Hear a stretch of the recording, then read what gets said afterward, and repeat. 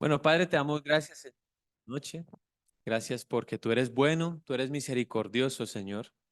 Te pedimos que dispongas nuestros corazones, así como en las clases pasadas, y abras nuestro entendimiento, Señor, para comprender. Danos esa sabiduría, Señor, para cuestionar incluso lo que vemos, lo que escuchamos y aprender, Señor. Permítenos la fortaleza para enfrentar y para asimilar y aceptar todo aquello que pueda ser compatible con nosotros, Señor. Te entregamos esta tarde-noche, te entregamos este seminario, Señor, para que hagas como tú quieras. Amén. Bueno, de pronto, ¿alguien le quedó duda de la clase pasada, de la herida de la humillación? De pronto alguien tenga una pregunta que haya generado en su casa. Por Zoom tampoco.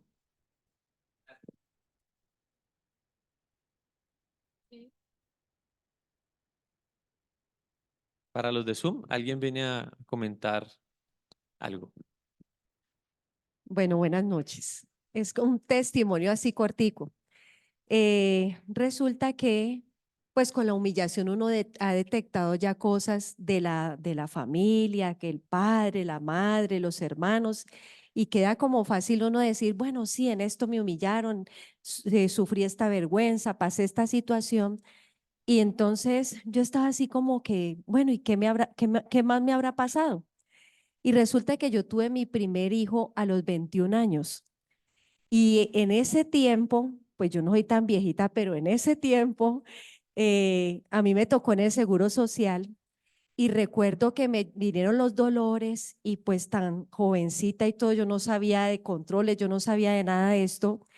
Y entraban todos los practicantes médicos a verme con las piernas abiertas, a ver cómo iba el muchachito y metía al uno la mano y decía todavía no, metía al otro la mano. Y en medio de los dolores, yo recordaba que me daba tanta vergüenza ver como 10 médicos jovencitos entrando a mirar el parto. Y el Señor en ese momento me dijo, te quiero sanar de esta vergüenza. Y eso me impactó porque nunca se me hubiera pasado que eso hubiera sido un acto de vergüenza para mi vida. Muchas gracias. Bueno, este día vamos con la herida de la traición. Dice así, cuando tú vives la herida de la traición, haces todo lo posible por demostrar que eres una persona fuerte y que no te dejas llevar o manejar fácilmente. Sobre todo intentas mostrar que no permites que los demás tomen decisiones por ti. Cuando te colocas la máscara de controlador, te vuelves una persona desconfiada, escéptica, que tiene la tendencia a estar a la defensiva. Se vuelve una persona autoritaria y muchas veces intolerante, debido a las expectativas tan altas que maneja para los demás. Esta herida te obliga a hacer todo lo posible para evitar perder tu reputación hasta el punto de incluso llegar a mentir con tal de que tu imagen quede sin tacha. También la máscara que genera, que es la máscara del controlador, te hace proyectar la imagen a los demás de que eres una persona segura de sí misma, que no tiene duda alguna. Está seguro de lo que dice y de lo que sabe. Aunque eso no va de acuerdo con la realidad de lo que está viviendo la persona.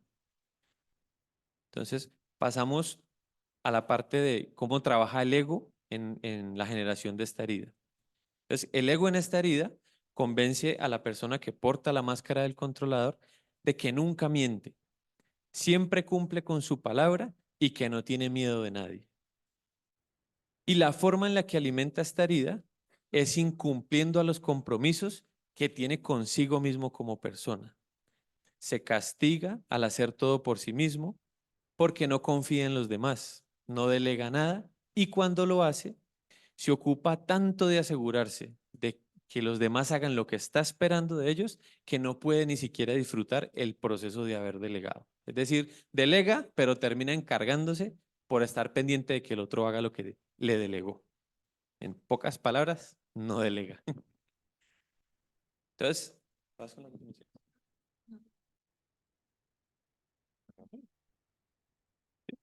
Vale. Hoy vamos a hacer algo diferente, aprovechando que somos pocos, para que vayan teniendo más relación. Los de Zoom ya deben tener el PDF, ya se les debió haber enviado. Vamos a entregar las guías para que se vayan haciendo una idea con lo que vamos leyendo. Lo primero que van a ver frente de la primera página es el aspecto físico. De pronto ya solo viendo eso, ustedes pueden ir mirando o se parece a mí en algo o me acuerda de fulanito o fulanita.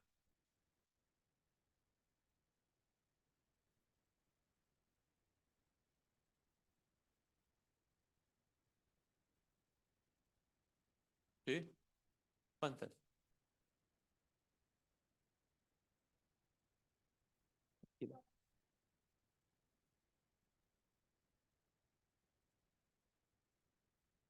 Listo. Entonces, los de Zoom pueden también ir abriendo su PDF para que vayamos juntos trabajando y leyendo. Esta parte de la primera página fue lo que acabé de hablar. Para los que toman apuntes, pues no se perdieron de nada. Si de pronto no pudieron anotar todo, aquí está en la primera página lo que acabamos de hablar. Lo mismo lo del ego y de cómo alimenta su herida. Entonces vamos a proceder con las definiciones según la RAE de lo que es la palabra traición.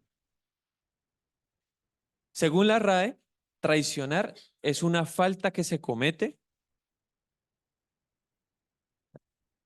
Según la RAE, traicionar es una falta que se comete quebrantando la fidelidad o la lealtad que se debe guardar o tener. En este sentido, es completamente el antónimo de ser fiel o de ser leal. Esta herida surge entre los 3 y 4 años de edad. En este tiempo, la identidad del niño comienza a afirmarse dependiendo de su identidad sexual, ¿sí? Todos somos seres sexuados desde que nacemos, ¿cierto? Nacemos con un sexo femenino, un sexo masculino, bueno, con vagina o con pene, y tenemos cargas hormonales desde temprana edad, desde el, el embrión y toda esa parte, ya se comienza a desarrollar nuestra parte sexual biológica, ¿sí? Entonces, cuando nos referimos a esta parte de la energía sexual, es todo aquello que nos identifica dentro del género femenino y el sexo femenino y dentro del género masculino y el sexo masculino, ¿sí? Venimos con una carga, entonces en esa identidad sexual nos hace vincularnos de forma particular con nuestros padres. No es lo mismo la relación que teje la hija mujer con la mamá y la hija mujer con el papá. Y sentido contrario, ¿no?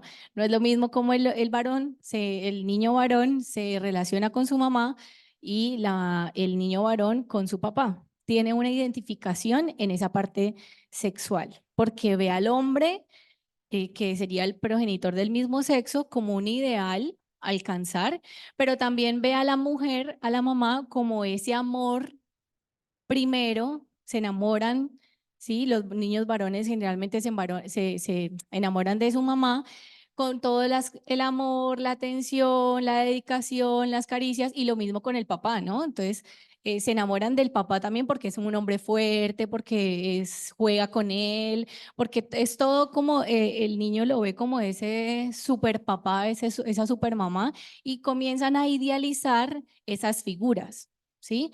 Lo que pasa más adelante en el desarrollo es que cuando llega la adolescencia se desenamoran de esos padres, ¿sí? Porque comienzan los cuestionamientos, comienza a decir yo no quiero parecerme a él, yo sí quiero parecerme a mi mamá, pero no en esto, y comienza todo el tema de por qué él sí lo puede hacer y yo no. Comienza todo el tema en la adolescencia de si a mí me prohíben esto, ustedes por qué lo hacen, comienza a apartar esa identificación y a ponerse en miradas externas al núcleo familiar. Por eso es que en la adolescencia importa también mucho más, hay una tercera voz que es la de los amiguitos que le dicen, ay, usted tan ¿usted por qué se deja de su papá castigar así? Entonces comienza también esa tercera voz a moldear la identidad del niño, que sería un preadolescente o un adolescente. Entonces, ¿por qué quiero explicar esa parte del enamoramiento, de la idealización, de la identificación sexual? Porque esta herida particularmente se vincula desde allí, desde cómo yo me identifico con esos padres y de qué manera mi energía sexual viene a jugar parte en ese vínculo. Ustedes saben que las niñas le hacen ojitos a su papá o a su mamá cuando quieren algo, que van y, ay, todo niño hermoso, y entonces una sonrisita para el papá y no sé qué, y con el fin de ir a buscar un permiso, de pronto de comprar, de que le compren el juguete que ella quiere, que le compren el juguete, el dulce que ella quiere, y lo mismo el varón lo hace con la mamá. ¿Por qué con el género contrario? Pues porque somos atraídos de esa manera y socialmente nos organizamos de esa manera, ¿vale? Bueno, entonces dice que ya, como hacen los modelos de sus padres y cuidadores más cercanos al núcleo familiar, el niño se va identificando.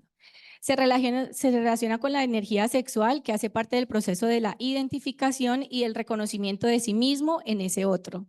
El niño varón se reconoce en su papá como varón y comienza a tener actitudes de varón, jugar al fútbol, ver fútbol, todo ese proceso de lo que implica ser varón a nivel social.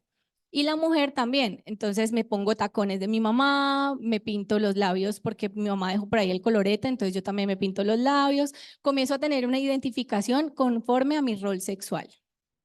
Bueno, entonces luego nos dice que la máscara del controlador ejerce conductas controladoras, valga la redundancia, para asegurarse que mantendrá todos sus compromisos, ser fiel y responsable, o también para garantizar que el otro va a cumplir esos compromisos o esas responsabilidades que adquirió. ¿Sí? Manejan las dos partes. Vamos a pasar al tema de desencadenante del progenitor. Es decir, quién es el que puede desencadenar esta herida de traición. En este caso se enfatiza sobre el sexo opuesto, pero antes de esto vamos a explicar una partecita.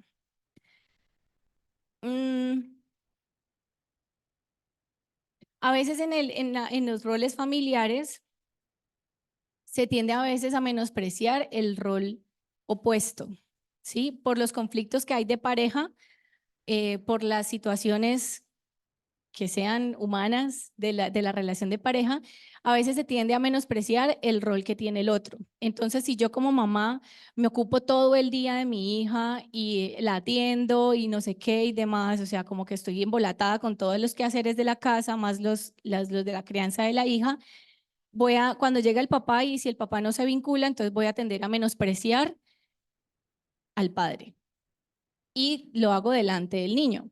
Entonces, no, como su papá no ayuda, no, pues vaya pregúntele a su papá, mire que está ahí viendo televisión, pues vaya pregúntele a ver si él puede llevarla, ¿sí? Yo estoy aquí muy ocupada. Cosas como esas actitudes que comenzamos a tener dentro de la familia y que los niños comienzan a observar cómo la mamá desautoriza o desaprueba al papá y cómo al revés también, ¿no? Cómo la mamá desaprueba, perdón, cómo el papá desaprueba a la mamá. Ah, su mamá siempre es toda temerosa, sí, ella no le gusta, pero no importa. Como que todo ese tema de invalidación de la crianza y de la forma en la que se genera el vínculo con ese hijo. Algo para adicionar allí es que en esta herida pasa algo muy específico y es que la pareja puede llegar a tener la tendencia, uno de los dos, de vincular a su hijo o hija al matrimonio y tienden a ser los partícipes de los problemas de pareja. Entonces, el niño puede estar o la niña presentes en una discusión y ahí se comienzan a generar los famosos bandos. Entonces, en un descuido o lealtades, en un descuido se va, el papá tiene que ir a trabajar, entonces la mamá se queda y empieza a quejársele del papá al niño o la niña, o viceversa, se va la mamá y el papá comienza así, ves que su mamá esto y lo otro, porque también hay una identificación, por ejemplo, de hombre con hombre. Entonces, en esa medida en que se va procesando a nivel familiar este tipo de interacciones, es como el niño también se va desarrollando psíquicamente, por decirlo así, aprendiendo el método que se ejerce en casa. Allí también logra aprender cómo manipular a sus padres. saber en qué aspectos no tiene el poder de ser autoridad, porque le está viendo fallar, porque está viendo maltratar. Entonces, un ejemplo casual, ustedes saben que los niños son expertos en decir la verdad y no tener filtros. Entonces, el típico ejemplo de pronto de maltrato, que el niño le pegó en el colegio a una niña y llaman al papá, vea, ¿usted qué le pasa? ¿Por qué le pega a la niña? Ah, pero usted lo hacen con mi mamá. Entonces, cuando se van a ese tipo de representaciones, los padres comienzan a quedar sin autoridad y el niño comienza a ganar un poder en medio de la relación, de decir, ¿y usted qué voz tiene usted para decirme qué puedo o no puedo si usted está casi que igual de mal? ¿Sí? Ahí comenzamos la etapa de la rebeldía, que empieza la adolescencia. Comienza el joven, el preadolescente, adolescente, a interactuar con las acciones de los adultos y decidir qué le parece y qué no le parece. Y por eso comienza esa etapa de encarar al adulto y comenzar a sacarle en cara los trapitos de, pero usted hace esto, pero usted lo otro, ¿sí? ¿Por qué quisimos traer este tema de la crianza aquí? Porque para el proceso de la identificación es crucial y el desarrollo de la ira, perdón, de la herida de traición. Es crucial que los niños puedan tener un equilibrio entre los roles de ambos padres y que ambos padres puedan mostrar respeto por lo que hace el otro.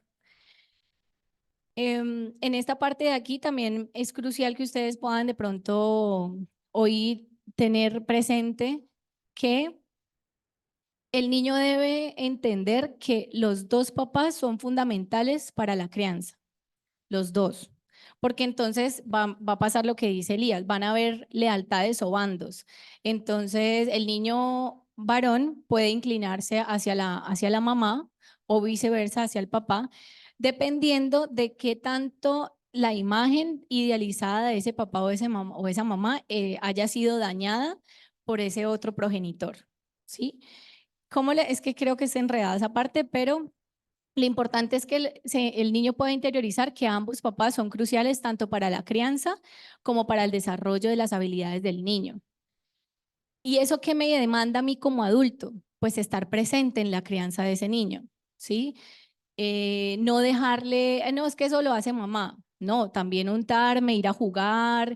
Si llego tarde, cansado en la noche después de la jornada laboral, pues quedarme jugando con el niño o la niña, porque de alguna manera los roles sociales nos han dictaminado qué rol, qué actividades sí puede hacer mamá y qué actividades sí puede hacer papá, pero en el momento de la crianza, el niño tiene que entender profundamente que los dos son fundamentales para su crecimiento.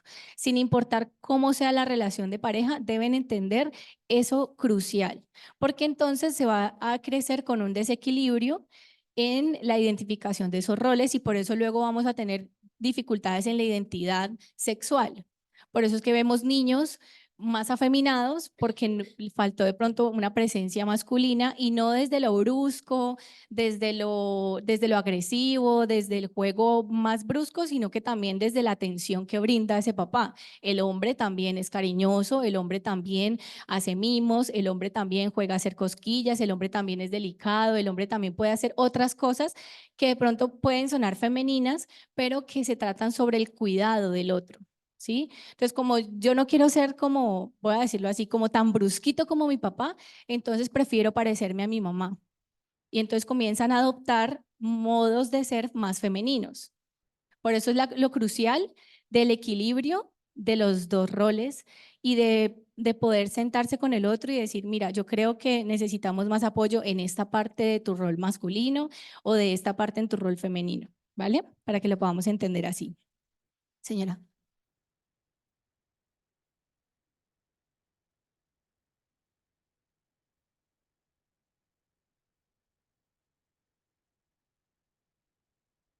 Preguntan que qué pasa cuando uno de los progenitores no está y se tiene ese desequilibrio. Bueno, allí lo ideal sería, a veces las mamás toman como el acto de, es que yo tengo que ser mamá y papá, entonces soy muy brusca, muy veraz, y se nos olvida el lado tierno, amable, sí, como más blandengue, por decirlo así, tierno de las mamás, y nos volvemos así. Entonces, pues yo crecí, mamá soltera la mayor parte del tiempo.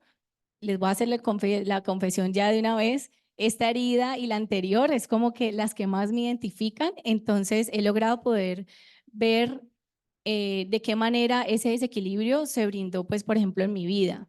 Entonces, mi mamá era muy veraz, era muy, a veces muy dura y se olvidaba de lo tierno. Entonces, allí puede originarse más fácil una herida de traición por la dualidad de los roles, por esa misma situación. Dime.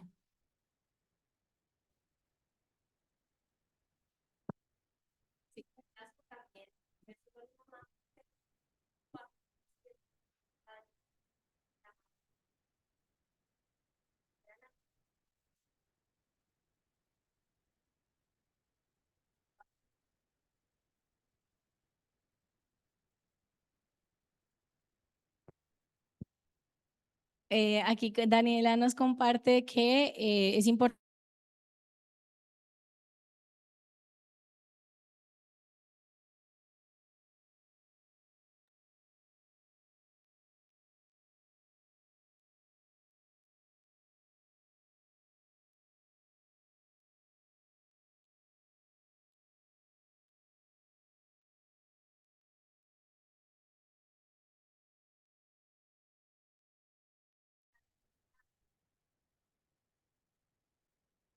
Ok, gracias.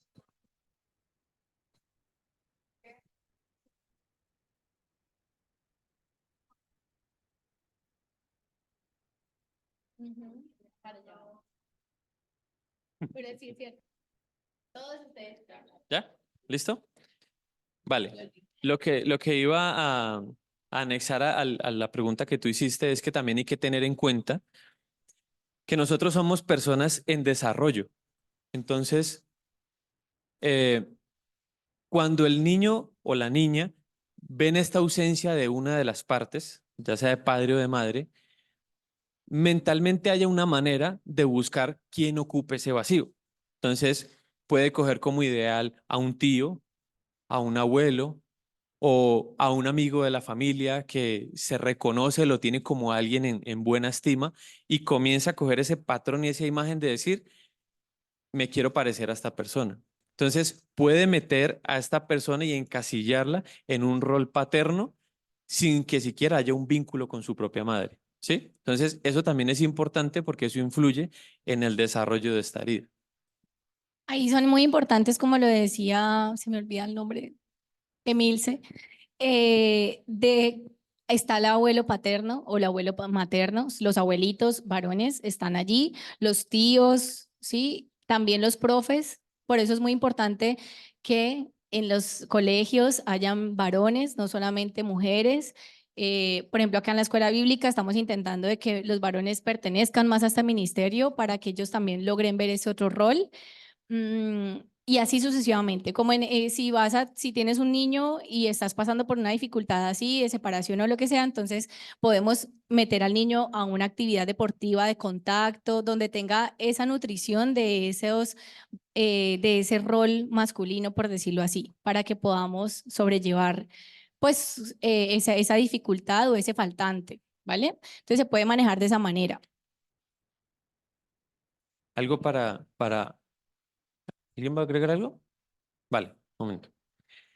También para agregar allí, me parece que es importante que no metamos el tema de las heridas como algo malo, porque cuando yo reconozco a mis padres en esas heridas, puedo caer en el error de enjuiciar y decir, por culpa suya, por culpa de usted, ¿sí? Adicional a eso, cuando yo logro caer en el entendimiento de lo que hoy soy yo como persona, cómo me he desarrollado, a pesar de que estas dos partes hayan sido ausentes o presentes, veraces o bondadosas, soy yo el que ahora tiene la responsabilidad de decidir qué hago con eso que me ocurrió, qué hago con eso que siento, qué hago con eso que estoy pensando. Y a partir de asumir ese entendimiento, deja de ser responsabilidad de ellos porque ahora me compete a mí. Entonces, eso hace parte como de la parte de, en temas de finanzas, de Yo no elijo dónde nazco, ni quién son mis papás, ni en qué estrato social inicio mi vida, pero sí decido dónde lo termino y con quién lo termino. Entonces es importante que tengan esto en cuenta. Se les dijo en un inicio, somos víctimas de victimarios, es decir, a ellos también les pasó algo. Perdón, víctimas de víctimas, gracias por la corrección. Ellos también, nuestros padres fueron personas que sufrieron a su manera en sus debidos momentos con nuestros abuelos y nuestros abuelos con nuestros bisabuelos. Entonces es una cascada de heridas, de situaciones difíciles, de cosas que no podemos entender y que no somos terminando este curso ya a la perfección andando. Esto es algo que va en el día a día, porque cada vez nos juntamos con personas, nos rodeamos de amigos, de seres queridos que van detonando detallitos en las diferentes heridas que me permiten devolverme al material y decir, uy, todavía tengo que trabajar en esto, todavía por este lado me chuza. Entonces, para que tengamos en cuenta ese paréntesis. Lo importante es que si ustedes ya pues logran reconocer que hay la necesidad de que haya un equilibrio, pues de qué manera lo puedo ir manejando, ¿no? Cómo también regulo si soy esa mamá soltera o fui esa mamá soltera o tengo el rol más responsable en la casa en cuestión de la crianza, cómo yo también regulo esas eh, formas de ser femenina y formas de ser masculina, porque nosotras las mujeres también tendemos a ser bastante fuertes, lo que socialmente se le adjudica al varón, ¿sí? Pero es como que, ¿cómo no olvido que también hay esa feminidad en mí y cómo la regulo? Cómo a través de los actos, de los emprendimientos que yo tengo, de las cosas que me gustan hacer, de cómo nutro esa parte femenina mía y también pues con respecto a lo masculino, ¿vale? Cómo la nutro también. Esta parte no hemos avanzado aquí. En esta parte del reconocimiento de la identificación, pues es importante saber que desde el vientre, pues hay una unión muy cercana con la madre. Y es el padre el que empieza a ejercer, por lo general, como esa marcación de ese límite en la relación de ese bebé con su mamá. ¿Por qué? Porque la mamá tiene que obviamente tiene que entregarse a ese bebé en los primeros meses, pero en la medida en que el niño crece, también la mamá tiene que ir soltando al bebé y teniendo que el niño pueda ser independiente y también la mamá ocuparse de los otros roles por fuera de la maternidad. ¿Sí? Mujer trabajadora, mujer cuidadora de alguien más, de su esposo. ¿Cómo es? Siempre piensen que esto es un equilibrio, es el hallar dentro de lo posible un equilibrio en los roles que nosotros ejercemos día a día. Si nos entregamos 100% al trabajo, pues descuidamos la familia, ¿cierto? Es natural. Entonces la idea es que tengamos en cuenta cuáles son nuestros roles y asimismo cómo los puedo equilibrar. Si me desboco enteramente a la familia, pues descuido el trabajo, ¿verdad? Entonces, esa manera es como yo logro el equilibrio entre esos roles. Pero si no hay como ese distanciamiento entre la madre y el niño, comienza a ejercerse como una relación muy simbiótica entre estos dos seres. Cuando la madre, por ejemplo, es soltera o hay la falta de pronto de esa figura masculina, a pesar de que esté en la pareja unida, comienza la mujer de pronto a refugiarse en ese hijo. Entonces, por ejemplo, en mi caso, para no herir susceptibilidades, en mi caso, mi mamá, pues era mamá soltera, luego se casó cuando tenía yo 5 años, pero mi padrastro es militar, entonces también era una figura muy ausente porque estaba unos meses y luego se iba a trabajar por unos 6 meses, 9 meses, volvía a estar conmigo de vacaciones 3 meses, 2 meses y se volvía a ir por casi un año y así sucesivamente. Entonces no hubo como ese externo del límite, sino que mi mamá comenzó de pronto a ponerme a mí en un rol de pareja, porque era muy solita. ¿Cómo es un rol de pareja? Ay, se me olvidó tú ahorita, ¿sí? Déjame yo termino esta idea.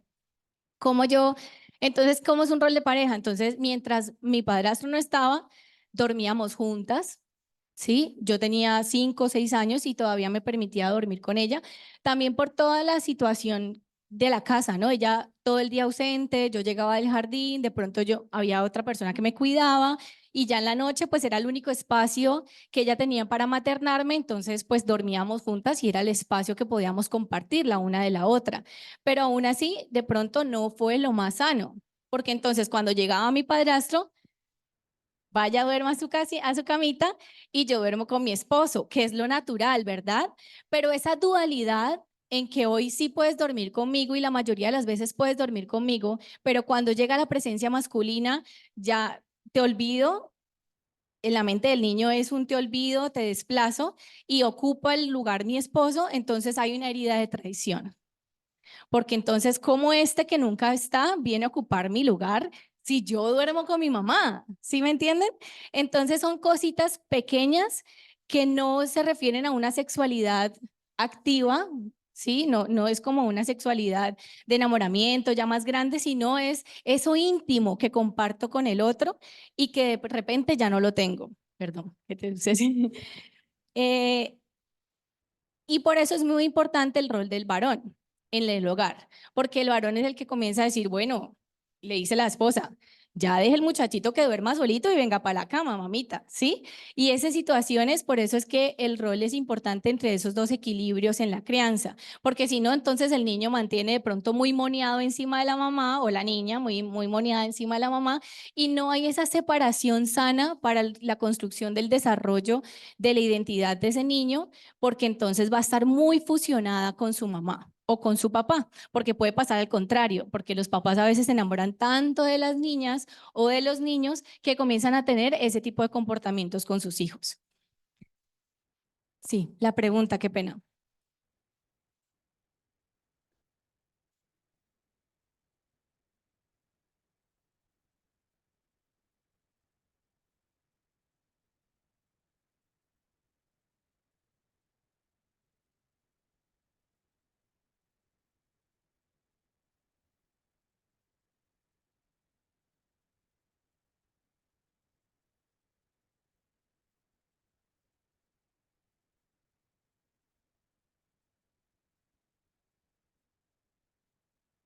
Pero hay una pregunta que es, pues con todos los cambios de la composición familiar, ahora se ve que tenemos dos mamás o dos papás ocupando esos roles. Siempre hay una división de roles, siempre.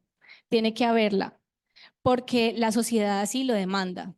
Entonces, a pesar de que sean dos mamás, se dividen los roles.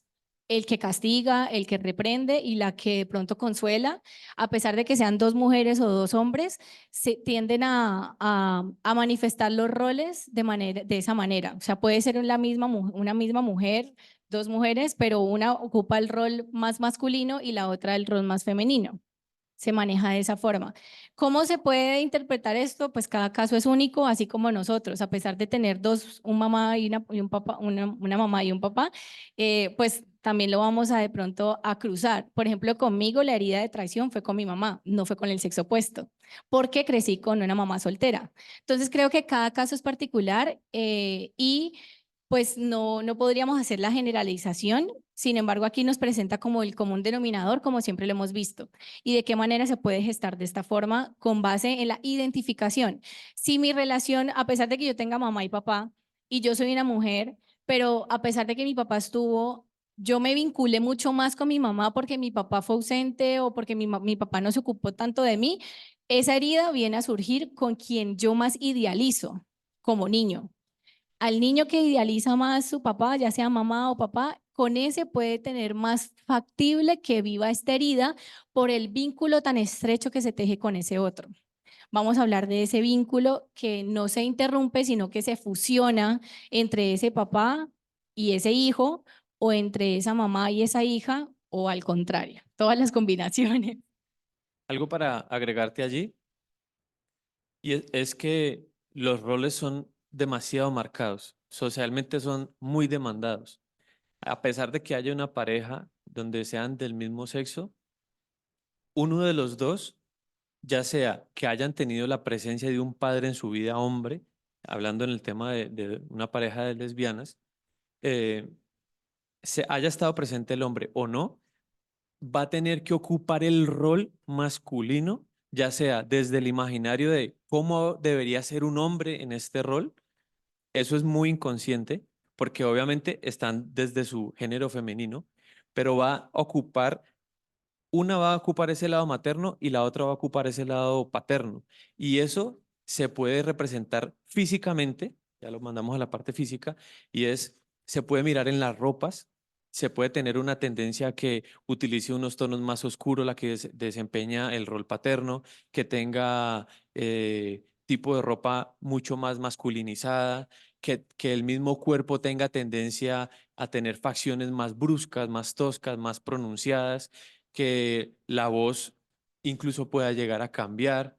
Son detalles que no aplican en un 100%, pero sí tiene una frecuencia de llegar a sobresalir por tener que ocupar ese rol en el hogar, por tratar de entrar a ocupar socialmente lo que es un hijo, un padre y una madre. Bueno, vamos a seguir avanzando porque ya está tarde.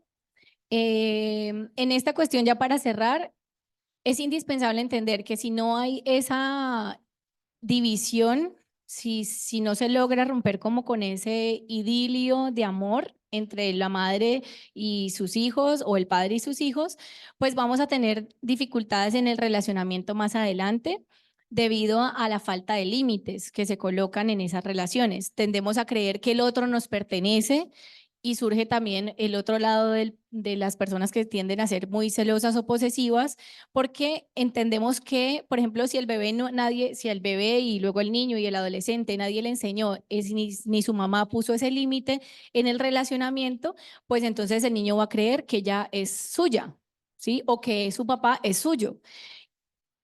Entonces ahí como que comienza el dilema de no respeto el límite del otro, no me importa, porque nunca lo tuve, entonces no sé cómo lidiar con ese límite y lo traspaso constantemente. Y eso es lo que vamos a ver en esta herida, cómo la persona con esta herida que se genera la máscara del controlador es demasiado invasivo con sus acciones. Al no delegar, por ejemplo, y estar encima del otro a ver si cumple o no cumple, pues se interrumpe la gestión que está haciendo esa persona. Imagínese un jefe que no puede delegar y que todo el tiempo está acosándolo, mirando, supervisando, pasando revistas, si hizo o no hizo, si se demoró, si no se demoró en llegar. Es tan controlador y excesivo que no respeta ese límite de independencia del otro. Para que vayamos hilando un poquito cómo se teje esta personalidad o esta forma de ser y esta máscara y cómo se comporta en el relacionamiento con los demás. Algo ahí para agregar mientras pasamos a lo que continúa. Esto también se ve, por ejemplo, en el hogar. Suele pasar con un padre o una madre que, digamos, está enseñando al hijo o la hija, puede ser ya adolescente, a cocinar. Pique usted esto, o barra de aquí hasta allá, o trapee esta parte de acá. Pasa un minuto y, no, no, no, venga, yo lo hago porque es que así no se hace. Ese tipo de actuación es de la persona controladora. Está supervisando que se haga como piensa que debe hacerse. Es decir, su pensamiento le dicta que su forma es la única forma correcta en la que se debe proceder. Bueno, voy a pasar esto así. Realmente ustedes aquí también lo tienen, donde dice desencadenante del progenitor. Dice que generalmente se vive con el sexo opuesto, con quien establece una relación estrecha, caracterizada por una fuerte idealización por parte del niño, así como una conexión de amor, atracción mutua e intenso apego, lo cual en el futuro causará que la persona se sienta fácilmente traicionado por las personas del sexo opuesto y proclive a acusarles por el dolor o las emociones vividas en la infancia. Como creo que el otro me pertenece, si el otro no hace lo que yo quiero o yo necesito, lo vivo como una traición, porque creo que lo tiene que hacer, ¿sí? Porque como nadie me enseñó que no, que la persona podía decidir, en el caso de ese rol con el padre o con la madre, por eso se desemboca ese tipo de actitudes, que todo lo da por sentado y que necesita, o sea, como que cree que el otro tiene que hacerlo como su obligación y no como un favor, por ejemplo. Son personas que, por ejemplo, más adelante se van a enojar si te piden algo y tú le dices, no, no puedo. Ah, no, claro, sí, sí, yo no soy importante. Entonces viven traición con esos pequeños detalles. Mucho siento que...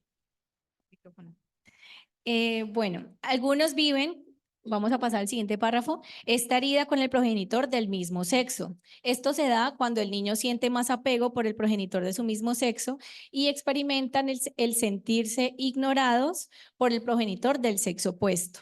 Más adelante, cuando vive una experiencia de traición con alguien de su mismo sexo, se acusará a sí mismo de no y se reprochará el no haber anticipado esa traición. Bueno, ya esto no lo vamos a leer, creo que ya lo explicamos de lo que ya hemos dicho.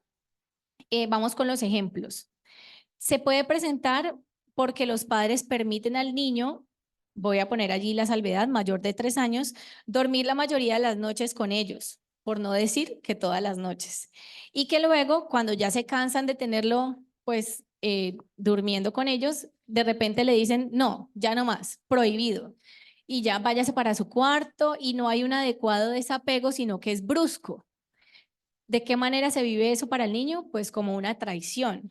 También puede ser, en casos de consulta me pasa constantemente, que es la madre la que se va a acostar con el niño en el cuarto del niño, porque es que el niño tiene un cuarto, entonces me voy con el niño, pero me quedo dormida allí porque el niño efectivamente se demora en dormir y la mamá está tan cansada que termina durmiendo con él en el cuarto del niño y el papá o el esposo pues en el cuarto solo, o viceversa, el papá también con los hijos varones o con la hija mujer puede ir a contar el cuento y así hacer toda la rutina y de repente el niño dice, no, no me quiero dormir todavía, quédate conmigo, no te vayas y se queda durmiendo con el niño y deja pues como el espacio vacío de su pareja. Y luego, pues cuando se enojan, pues lo cortan de raíz y no hay un adecuado proceso de independencia de ese niño y lo vive como traición. Tras una pelea o discusión entre los padres, comúnmente uno de esos padres se va a dormir con el niño. Y pues obviamente es como que, bueno, me dan ese privilegio unos días y luego se contentan ellos dos y chao. Entonces, el niño se siente como utilizado y por eso puede surgir la herida de traición. Dime. Con la llegada de un nuevo miembro de la familia, un hijo pequeño, la atención de los progenitores o los cuidadores se vuelca sobre este nuevo ser o este nuevo integrante y pues obviamente los hermanos mayores se sienten desplazados por esta llegada de este bebé, si no se maneja adecuadamente, son ejemplos. Luego dice, al presentarse preferencias muy marcadas hacia alguno de sus hijos. Como los niños son espejos de nosotros mismos como papás o como adultos, generalmente las mujeres tendemos a reflejarnos en esas hijas mujeres y los varones en esos hijos varones. En ese caso, si yo como papá no sé equilibrar un poco esa parte de la proyección que yo hago con mi hijo, voy a tender a tener una relación más estrecha con alguno de ellos y de pronto a reprenderlo, el otro, es decir, sobreprotejo con quien me identifico y desplazo a la otra persona. Entonces, si hay un hermanito y una hermanita en la misma casa y la hermanita siempre hace los mismos reproches, caprichos, sí, pataletas, entonces de pronto la mamá es más condescendiente con esa niña porque se identifica en ella y, ay, no, pasito, no le hable hacia la niña, es una niña. Entonces sobreprotege a la niña y el varón queda como, ¿y yo qué? Yo también soy tu hijo, como que ¿por qué no hay una reprensión contra mi hermana si ella me está causando algún tipo de daño? ¿Vale? Lo podemos explicar de esta manera. Hay preferencias por alguno de los hijos. Luego dice que cuando ocurre una infidelidad entre los progenitores, el niño vive la traición cada vez que percibe que su progenitor del mismo sexo se siente traicionado por su pareja, ya sea del mismo sexo o no. Recuerden que es como la identificación que tiene ese niño con ese mamá o ese papá. Entonces, si se vive una traición y el niño se da cuenta de la infidelidad que hay entre sus papás, van a haber lealtades. Es decir, que si el niño varón se identifica más con la mamá, va a vivir esa traición que le haga el papá, esa infidelidad del papá, la va a vivir como propia y se va a pasar a estar más del lado de la mamá, como a soportarla. Entonces allí también se vive una herida de traición porque toma la traición de la pareja como si fuera propia y se hieren con ese progenitor. Bueno, y ya luego aquí habla de un ejemplo que me pareció muy curioso que encontrábamos y era que cuando de pronto se le incitaba al niño con palabras de preferencia, como, ay, es que tú eres el único que cocina los huevos de esa manera, o tú eres el único que barre el piso y que limpia el piso como lo haces tú, es el único. Entonces, con esas palabras de halagos y todo, llevaban al niño a hacer esas actividades, pero era solamente como con la manipulación de que el niño hiciera lo que ellas querían. Eso también se vive como traición. Si yo manipulo al hijo para que él cumpla un deseo mío y luego como que ya pasó de, ya lo cumplió, entonces ya no lo halago más, no lo fortalezco más, también se puede vivir como una forma de traición. ¿Pregunta? Bueno, ahí tienen la parte del vocabulario que dime.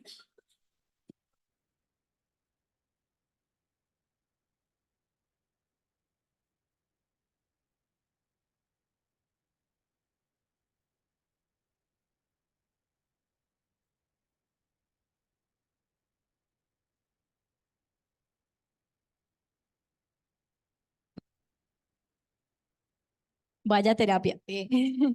Sí, realmente no hay una fórmula mágica. O sea, los tiempos del desarrollo son cruciales.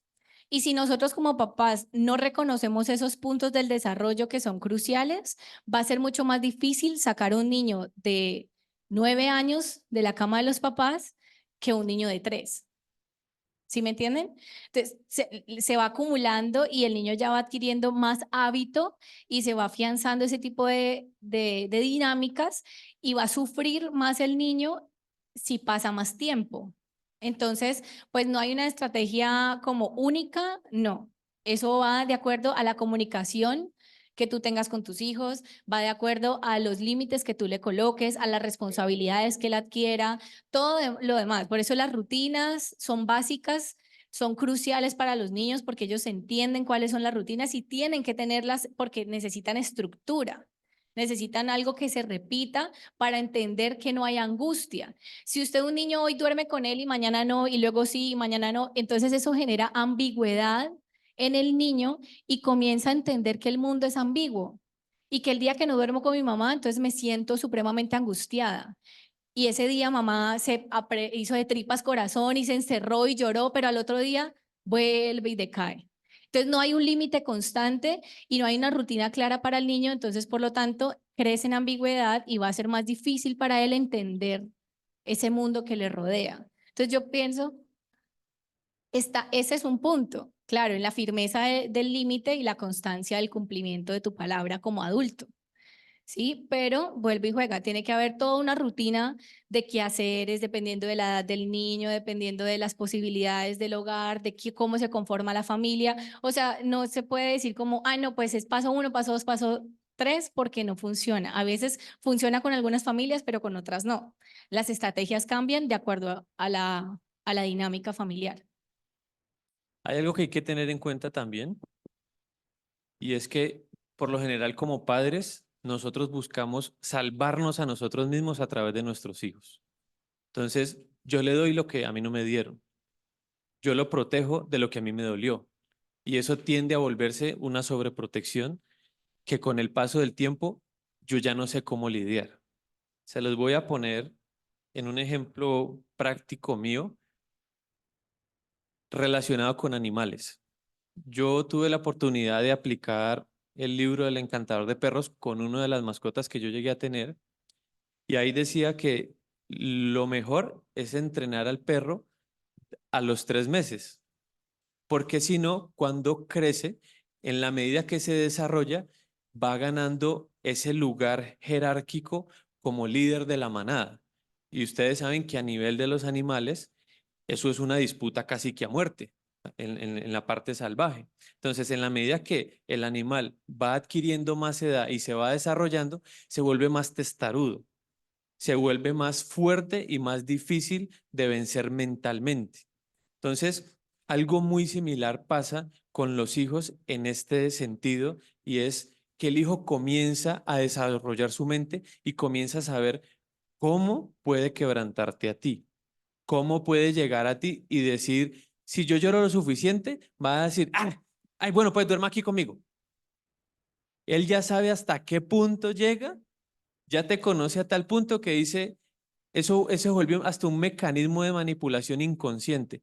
Lo que yo quiero es esto y va a darse y punto. Entonces vemos en los centros comerciales las pataletas de, ay, bueno, ya le compro las crispetas, no llore más, tranquilo, porque es que yo tengo que proteger mi imagen o venga, le paso el celular, pero no llore, porque tengo que como adulto proteger mi imagen ante una sociedad, no me haga quedar mal.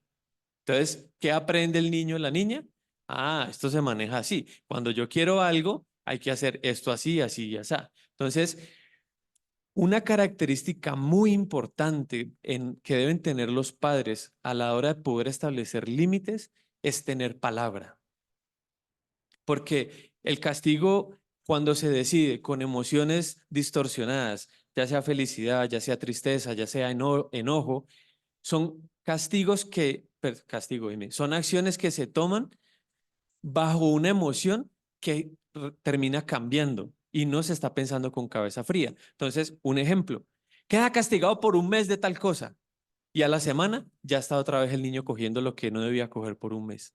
¿Sí me hago entender? Entonces, la falta de palabra también hace que el niño no entienda su rol, su lugar jerárquico como primero padre, madre y luego estoy yo, sino como yo estoy en la mitad de ustedes dos y somos iguales o yo estoy por encima porque muchas veces mi pareja o yo ponemos al hijo o hija por encima del otro, ¿sí? Entonces, para esos casos es crucial.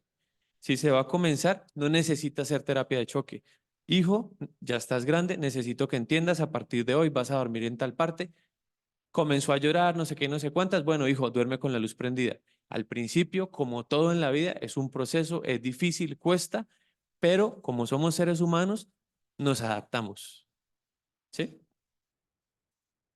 Y por eso yo decía que tienen que tener como una relación de comunicación con ellos y de conocerlos también a ellos, porque no se puede caer en el punto donde soy tan veraz con esa palabra que no tengo en cuenta el proceso del niño. De repente, si el niño comprende que hizo mal, que no lo va a volver a hacer y hace acciones reparadoras para eso que provocó el castigo, pues puedo levantarle el castigo porque entendió la lección. El problema es que nosotros a veces no entendemos por qué estamos castigando al niño, no les explicamos a ellos por qué no está bien hacerlo y pretendemos que un castigo cumpla la función de reprensión y de que el niño entienda, pero no funciona de esa manera. Si yo no me comunico con él, no le explico, no tenemos unos acuerdos claros, pues obviamente también se va a sentir que el castigo está más severo de lo que se debería tener. Por eso no, pues a veces la reprensión física sin el acompañamiento de todo este proceso de un vínculo sano, pues puede pasar a maltrato, porque no se va a entender que mi papá me está corrigiendo, sino que mi papá me está maltratando, no en ánimos de desvalidarle el castigo físico y la varita y demás, pero si yo no conozco a mi hijo y no me relaciono con él y pretendo que yo voy a poner solamente límites a través del golpe, a través de la agresividad, pues no va a surtir efecto. Va a crear antes como una rebeldía interior de querer ir en contra de todos esos procesos. Algo para agregar ahí en esta parte de lo que tiene que ver con la disciplina. Por lo general, cuando los padres hablamos de un tema de disciplina física, de que es vara con correa, como habla la Biblia de instruir al niño en su camino y de usar la corrección. En esta parte, por lo general, hay una tendencia y es que somos una copa que se llena de agua. El momento en el que llegamos a corregir al niño es cuando ya me desbordé. Entonces, pasa años luz de ser una corrección a ser es un desahogo. Y pasa ese famoso castigo por siglas. Yo le dije que cada sílaba es un correazo. Entonces, es un desquite y es un desahogo. ¿Sí me hago entender? A que cuando yo realmente tengo la palabra de decir, hijo, esto que estás haciendo está mal. Si lo haces 3 veces, voy a tener que corregirte. Él conoce ya un límite, un precedente y dice, si violo esto que me acaban de decir, a la tercera hay castigo. Pero si yo no tengo palabra y hay una cuarta y hay una quinta, cuando yo paso a esos momentos ya de abuso en el que yo me estoy desquitando y deshagando mi rabia por la vergüenza que me hizo pasar, por el comportamiento que no debió tener, eso es lo que comienza a desencadenar no es una corrección, sino una rebeldía, porque mi hijo comienza delante mío a ser uno y detrás mío a hacer eso que yo le dije que no debía hacer. Por eso es tan importante hacer la corrección de una manera asertiva y correcta. Y sobre todo, en el momento indicado y con la cabeza fría. No por desquite, no por venganza o por derrocharle esas emociones que me causó por haberme hecho quedar en vergüenza de pronto en un centro comercial o demás.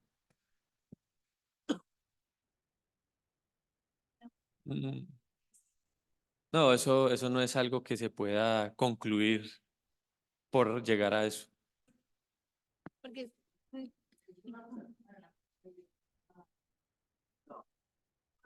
Lo que pasa es que es morrongo, sí, pero es que ya un trastorno de personalidad, de doble personalidad, ya estamos hablando del término más esquizo, ya se rayó. Y no siempre nos pasa. A veces por la falta de identidad, es un mecanismo de defensa de yo me comporto de cierta manera aquí porque para que no me reprendan y no me castiguen y no me vulneren y pues afuera me siento más confiada, entonces puedo ser yo. Alvarito.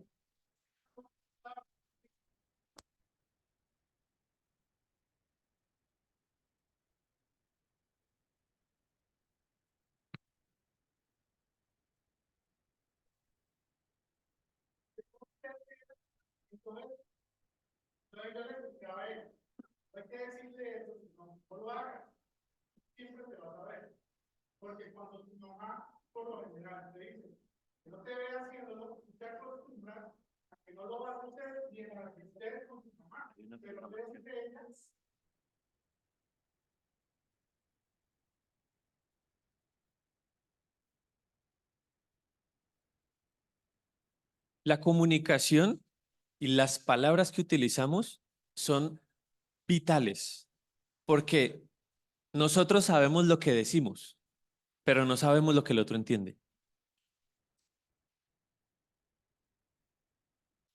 La pregunta para los que están en Zoom era que si cuando se generaba ese tipo de reprensión que no era del todo sana, se generaba una doble personalidad. Entonces estamos explicando que no necesariamente, que simplemente podemos ajustar nuestra forma de ser, no porque si no me distraigo, esas formas de ser con base en el entorno para que no ser castigados y poder ser yo mismo. Y Alvarito acaba de explicar que la forma en la que nosotros castigamos a nuestros hijos verbalmente, o sea, que le decimos, él decía que, por ejemplo, que no te vea haciendo esto en el momento de la reprensión. Entonces el niño va a entender como programación, ah, bueno, si no me ven, lo puedo hacer. Y Eli está explicando. Gracias. Una buena grabadora. Entonces, en este aspecto, hace parte que vayamos entrando en entendimiento de, uy, debo también cuidar lo que yo hablo, porque a veces ni siquiera es lo que me vean hacer, sino lo que me escuchen decir. Y pasa mucho también en las relaciones de pareja. Lo que mi hijo me escucha hablar con mi pareja puede terminar llevándolo. Yo creo que hay muchos casos de ejemplos donde los papás tienen que llegar a intervenir para decir, no era eso lo que yo quería decir, porque el hijo entiende algo completamente diferente. ¿Sí? Un ejemplo se puede ver en mi familia. Al pastor Josué, los que lo conocen aquí, es uno de mis hermanos mayores. Y nosotros le decimos a veces negro, negrito. Pero si mi hijo me llega a escuchar decir eso y ve a otra persona desconocida y le dice, negro, ya eso comienza a ser una ofensa, ¿sí me hago entender? Entonces ahí yo entraría, no, venga, pero es que lo que pasa es que él es su tío, entonces de cariño le decimos así, no a todo mundo, ¿sí me entienden? Entonces, por eso hay que tener mucho cuidado con el vocabulario que usamos, no solo cómo lo usamos, las palabras que usamos, sino la forma en la que lo usamos, el tono que utilizamos, la expresión facial que utilizamos, porque un 80%, si no me equivoco, es la probabilidad o la estadística en la que se desarrolla el aprendizaje de los niños, es en el ejemplo.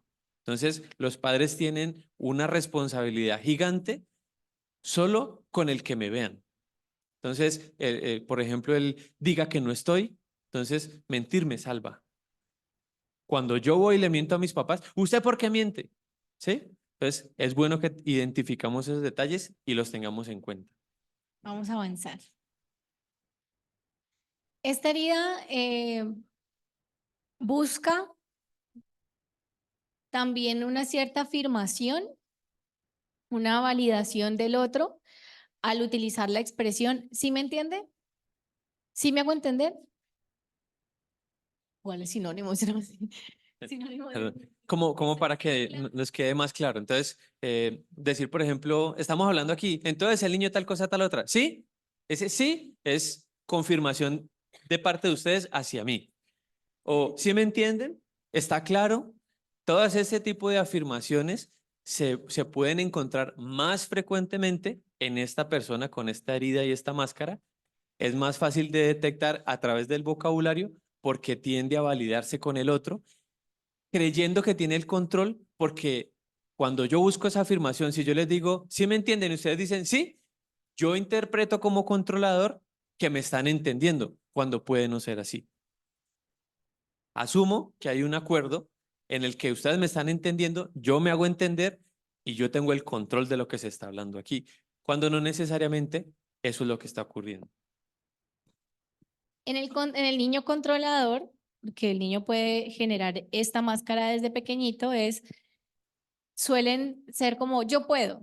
Obviamente hay una etapa en que quieren hacerlo solos, pero es más, ustedes ven que hay unos niños que son más enfáticos en el yo, perdón, en el que yo quiero hacerlo solo, déjame hacerlo solo, yo puedo hacerlo solo, y es esa independencia y las ganas de controlar esas pequeñas acciones desde que están niños.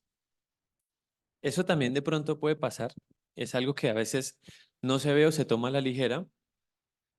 Por ejemplo, mi mamá me escogió mi pinta teniendo 3, 4 años, pero eso causó burlas en el colegio, en el jardín. Esa traición que se siente indirectamente porque la relación que hace es, por culpa de mi mamá, se están burlando de mí. Entonces, se genera una traición de, yo confío en mi mamá y así no debía vestirme. Comienzan a generar esos detonantes de, no, yo me he visto, yo elijo mi ropa, yo no quiero esa pinta, déjeme yo solo, yo me amarro. Comienza a generarse esa dependencia a raíz de que perdón, esa independencia a raíz de que esos pilares que son padre y madre me fallaron, entonces yo tengo que velar por mí mismo, por ese temor a que alguien más, por confiar, vuelva y me traicione. Otra palabra frecuente en el vocabulario es ya lo sabía. Él todo lo sabe. Si usted le envió algo muy crucial, si usted le envió un meme o algo así, ah, sí, yo ya sabía, yo ya lo vi. Algo tonto, pero puede ser eso. O como, ay, no, yo escuché que este médico o esta forma de alimentación es mejor. Ah, sí, yo también la había escuchado. Sí, sí, sí, yo sabía. Y puede que no sea cierto del todo. Ese yo lo sé es como si me pusiera a mí en un rol de control y de seguridad y de poder por encima de lo que opine la otra persona. Y lo siento, como yo siento que la opinión del otro son como sí, una amenaza de que quiere controlar mi vida, entonces no, yo ya lo sé, yo lo tengo clarísimo, no me lo tiene que explicar. Se manifiesta de esa manera. También a menudo se puede sentir separado, sentirse dividido, entonces va a expresar continuamente en su vocabulario el me siento separado de mi cuerpo, me siento como en una dualidad. Son esas personas que constantemente tienen un debate interior y lo expresan a partir de su palabra. Vamos con las características psicoemocionales porque nos cogió la Nochebuena. Bueno, vamos a leer unas cuantas, porque como pueden observar, ¿alguien de pronto falta por formato? ¿Todos ya lo tienen? ¿Lapiceros? ¿Alguien falta por lapiceros? ¿Todos vinieron juiciosos hoy? Un lapicero por acá para Elisa, porfa. Voy a leerles unas cuantas para enfatizar un poquito en el tema y procedemos a que comiencen a resolver los cuestionarios también para las personas que están en Zoom. Dice, tiende a comparar constantemente a su pareja con el progenitor del sexo opuesto y tener numerosas expectativas de ella. Esto puede darse un poquito, no sé, de pronto en otro taller, cómo nosotros llegamos a elegir a nuestros padres en la pareja que elegimos, ya sea uno de los dos o los dos. Si se llega a percatar o es consciente de haber traicionado, se justifica con todo tipo de excusas, incluso puede llegar a mentir para evitar la verdad. Por ejemplo, afirmará que pensó hacer algo cuando en realidad se le olvidó hacerlo. Entonces, como dicen por ahí, no pierde, sino que o gana o empata, pero no queda debiendo una. Prefiere decir, no, sí, yo me había acordado, pero no sé qué, a realmente tener que aceptar, uy, qué embarrada la embarré. O sea, este tipo de persona se le dificulta pedir perdón. Prefiere pasar a la justificación de sus actos antes que decir, me equivoqué, perdónenme, de un reconocimiento genuino y que busque recompensar o resanar, restituir ese daño que hizo. Suele prevenir todo para controlarlo, es decir, comprobar si está bien lo que debe hacer, ya que esto le da confianza. Tiende a mostrar una personalidad fuerte, por ejemplo, afirma lo que cree con fuerza y espera o está pendiente de que los demás afirmen eso que está diciendo, lo que hablamos ahora de la validez. Suele interrumpir y responder incluso antes de que su interlocutor haya terminado. Yo creo que nos ayuda a identificar a esta persona. Pasa lo siguiente. Suele interrumpir y responder incluso antes de que su interlocutor haya terminado de hablar. Pero si alguien le hace lo mismo, podrá decir, permíteme terminar que no he acabado de hablar. Pero tiene la destreza de callar al otro para meter su opinión sin dejarlo terminar de hablar. El padre controlador exige que sus hijos sean rápidos y aprendan con rapidez, ya que eso es exactamente lo que se exige a sí mismo.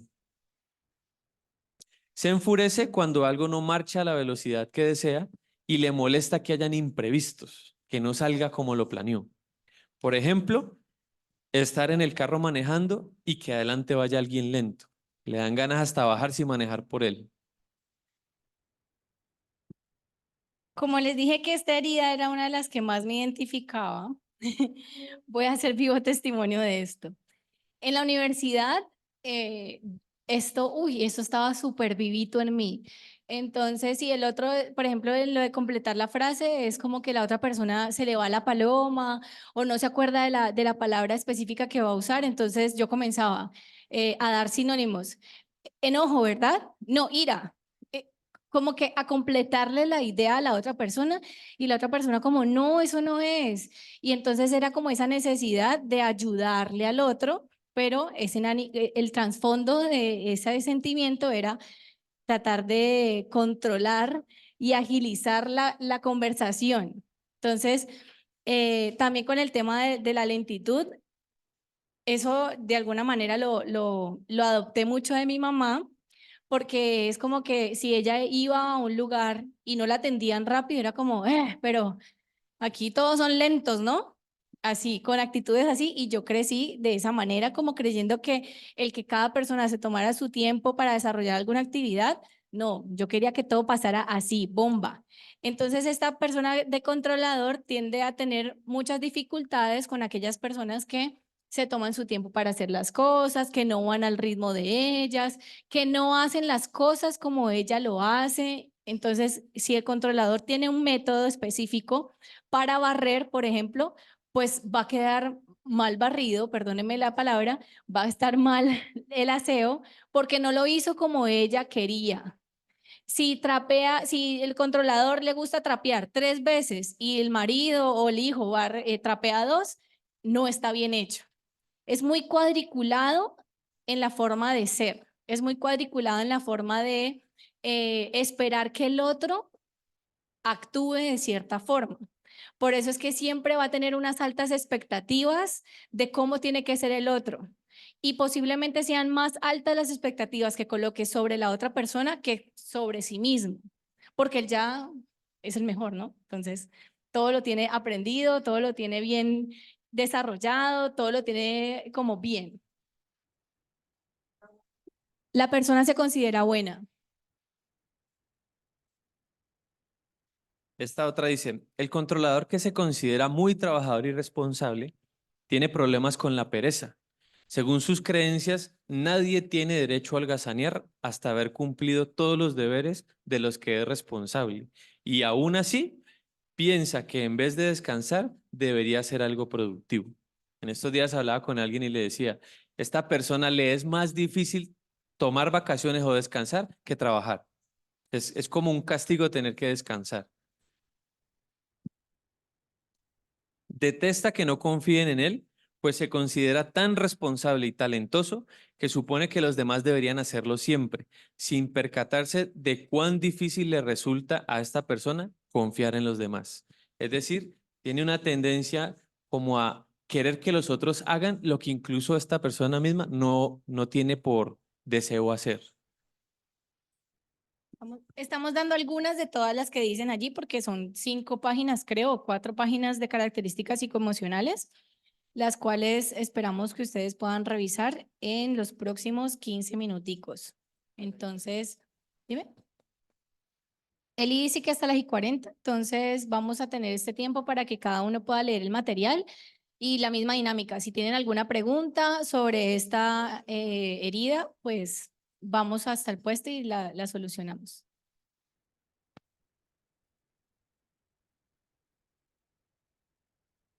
Siempre está tratando de demostrar su fuerza, no solamente física, sino también de carácter, porque cree la necesidad de demostrarle al otro que no es débil y que no es fácil de que lo mangoneen, de que lo manipulen, porque precisamente eso fue lo que vivió en la traición. Entonces se tiene que poner demasiado fuerte, imponer en su carácter para de pronto así evitar volver a ser traicionado. Entonces, por eso es más fácil que podamos identificar si yo realmente tengo un carácter fuerte o todo el tiempo siento que tengo que ser fuerte, porque si no, voy a ser traicionado. Por eso este proceso de identificación de esta herida es complejo, porque ya está tan adentro de nosotros y hace parte de nuestra forma de ser y de nuestra identidad que se desestructura un poquito y uno piensa, bueno, entonces, ¿será que yo siempre fui así de mal geniado, de fuerte, de imponente? ¿O esto surgió de pronto a partir de una situación en la que fue difícil tramitar?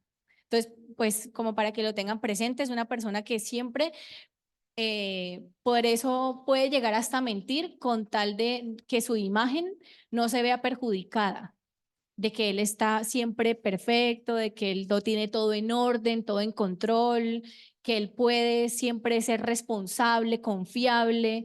Entonces, se basa también en el hacer, pero no en el hacer que busca siempre aprobación, sino en el demostrar que es confiable, demostrar que es fuerte, demostrar que es capaz, demostrar que es súper buen trabajador, que es súper buena persona, por esa misma dualidad de que no quiere verse traicionado por el otro.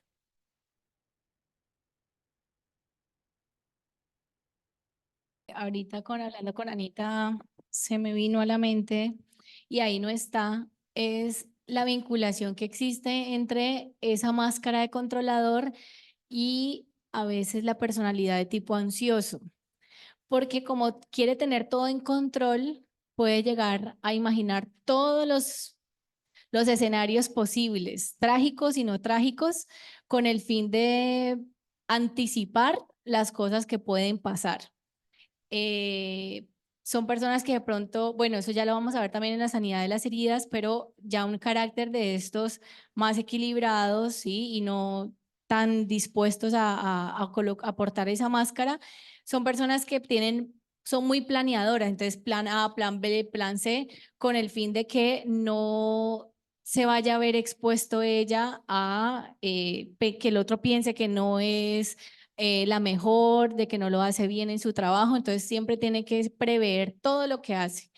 Todas las cosas las quiere tener en control, entonces es muy minuciosa también o minucioso en las responsabilidades que adquiere. Por eso no permite que nadie más las tenga, porque nadie lo hace tan bien como él lo hace, ajá, como Frisbee lo hace.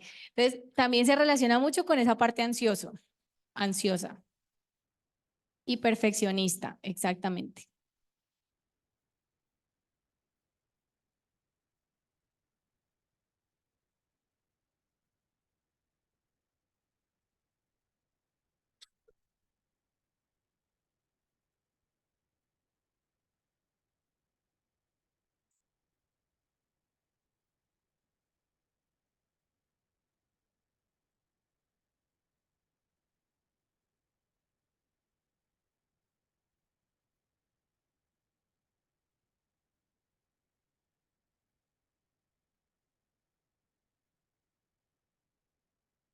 Bueno, ya vamos a las y 42. Quería darles un paréntesis. De igual forma, lo que obviamente no terminen de llenar aquí pueden hacerlo con tiempo en sus hogares, pero como hemos venido hablando en todas las heridas en las clases pasadas respecto al famoso ego, que es nuestro aliado más protector que impide que sintamos dolor nuevamente, a manera de recomendación, que ustedes puedan juntar el material, todas estas hojas de las diferentes heridas, y puedan llevarlo a cabo, resolverlo con una persona de confianza que no los termine enjuiciando, que no termine en una pelea resolver estas hojas. ¿Por qué? Porque muchas veces ese ego tiende a generar comentarios como, esto no va conmigo, o de pronto sí, pero hace muchos años.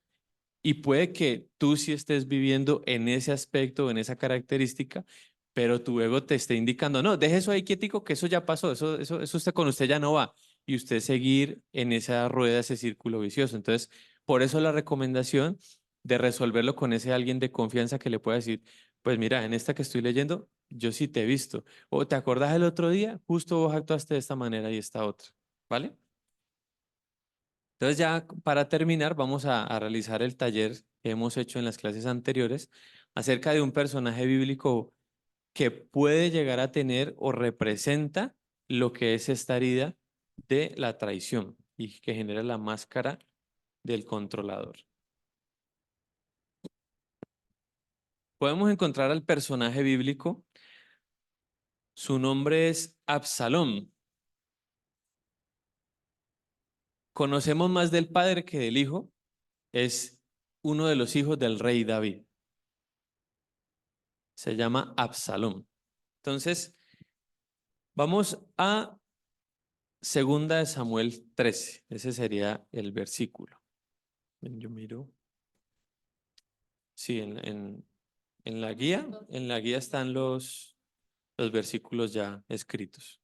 Entonces, vamos a ver en Segunda de Samuel 13, desde el versículo 3 al 14. Esta vez no los vamos a poner a resolverlos en grupo por la cantidad de tiempo. Aquí vamos a ver cómo Amón, uno de los hermanos de Absalón, perdón, Amnón, me equivoqué, perdón, planea cómo llegarse a una de sus hermanas que era hermosa. Entonces, su nombre era Tamar, el nombre de su hermana. Y él, gracias al consejo de uno de sus amigos, logra llegarse a su hermana y violarla, deshonrarla, abusar de ella para poder obtener lo que quería. Entonces, este personaje, Amnón, contribuye a la herida de traición de Absalón. Vamos a leerlo aquí, dice, en el versículo 3, dice, y Amnón tenía un amigo que se llamaba Jonadab, hijo de Simea, hermano de David, y Jonadab era hombre muy astuto, y éste le dijo, hijo del rey, ahí le está recomendando a Amnón, el hermano de Absalón, ¿por qué de día en día vas enflaqueciendo así? Perdón, y este le dijo, sí, ¿no me lo descubrirás a mí? Y Amnón le respondió, yo amo a Tamar, la hermana de Absalón, mi hermano. Y Jonadab le dijo, acuéstate en tu cama y finge que estás enfermo, y cuando tu padre viniere a visitarte, dile, te ruego que venga mi hermana Tamar para que me dé de comer y prepare delante de mí alguna vianda, para que al verla yo la coma de su mano. Se acostó pues Amnón y fingió que estaba enfermo, y vino el rey a visitarle, y dijo Amnón al rey, yo te ruego que venga mi hermana Tamar y haga delante de mí 2 hojuelas, para que coma yo de su mano. Y David envió a Tamar a su casa, diciendo, ve ahora a casa de Amnón tu hermano y hazle de comer. Y fue Tamar a casa de su hermano, el cual estaba acostado, y tomó harina y amasó e hizo hojuelas delante de él y las coció. Tomó luego la sartén y la sacó delante de él, mas él no quiso comer. Y dijo Amnón, echad fuera a todos, perdón, echad fuera de aquí a todos. Y todos salieron de allí. Recuerden que él era un príncipe. Entonces Amnón dijo a Tamar, trae la comida a la alcoba para que yo coma de tu mano. Y tomando Tamar las hojuelas que había preparado, las llevó a su hermano Amnón a la alcoba. Cuando ella se las puso delante para que comiese, asió de ella, o sea, la agarró y le dijo, ven hermana mía, acuéstate conmigo. Entonces ella le respondió, no, hermano mío, no me hagas violencia, porque no se debe hacer así en Israel, no hagas tal vileza, porque ¿dónde iría yo con mi deshonra? Y aún tú serías estimado como uno de los perversos en Israel. Te ruego pues, ahora hables con el rey, que él no me negará a ti. Mas él no la quiso oír, sino que, pudiendo más que ella, la forzó y se acostó con ella. Aquí pasamos a relacionar este pedazo que les acabamos de hablar para ponerlos en contexto con la historia al versículo 21-22. Entonces, aquí resulta que Absalón ya se da cuenta de que su hermana ha sido abusada y el papá, que es el rey David, también se da cuenta. Dice, y se quedó Tamar desconsolada en casa de Absalón su hermano. Y luego que el rey David oyó todo esto, se enojó mucho. Esta versión, yo quiero mostrarles la versión de la nueva versión internacional. Deme un segundito, les... Ah, perdón, Dios habla hoy, que me parece que es un poco más explícita porque habla que David se enojó, pero no hay acción alguna de reprimenda como padre hacia su hijo.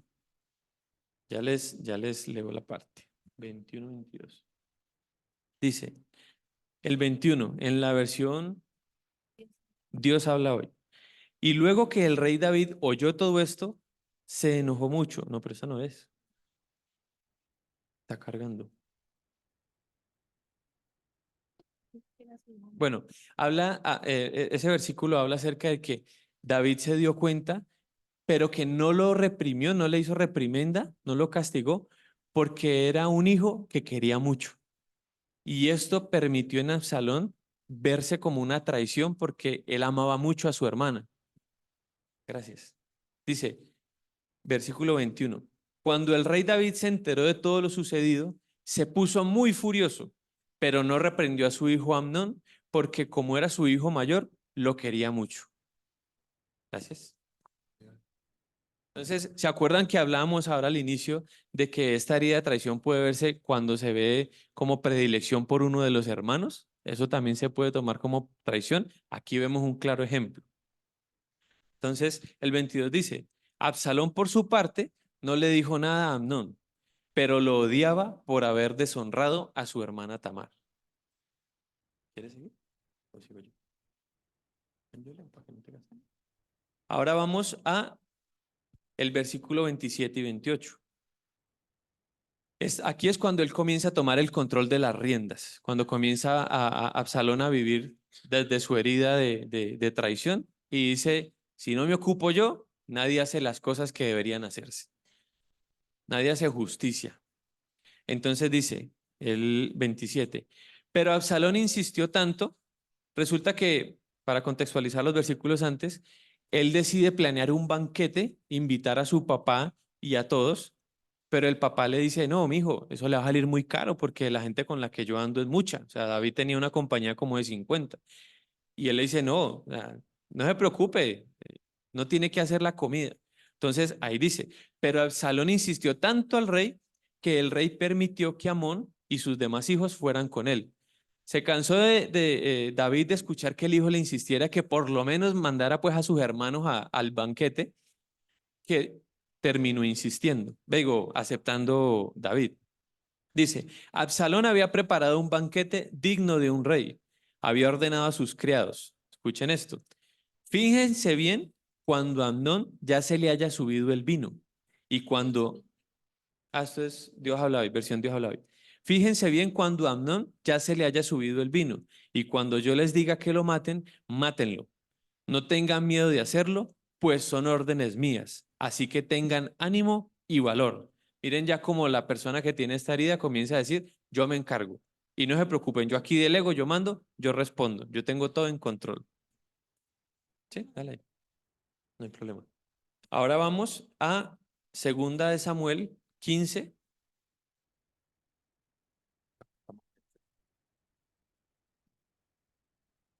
Segunda de Samuel 15, versículos 1 al 6.